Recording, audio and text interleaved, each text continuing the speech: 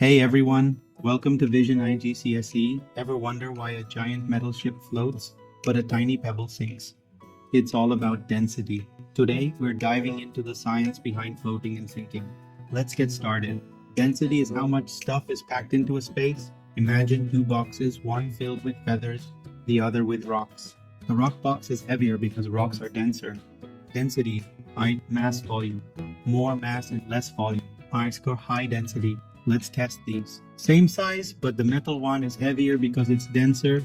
Watch what happens when we drop them in water. See that if an object is less dense than water, it floats. If it's more dense, it sinks. Simple, right? Let's test more objects. Plastic bottle, rubber ball, rock, and apple. Which will float, which will sink.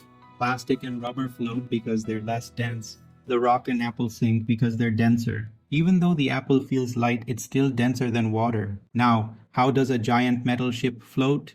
Metal is denser than water. Right ships have empty spaces filled with air, making their average density less than water. That's why they float. Let's do a fun experiment. I'm pouring different liquids into this container. Watch what happens. See how they don't mix.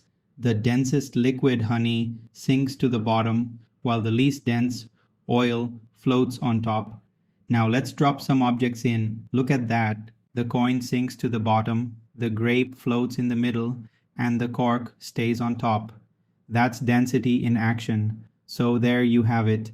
Density is the secret behind floating and sinking. Less dense than water, it floats.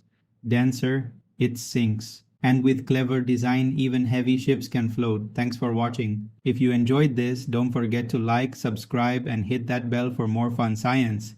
See you next time.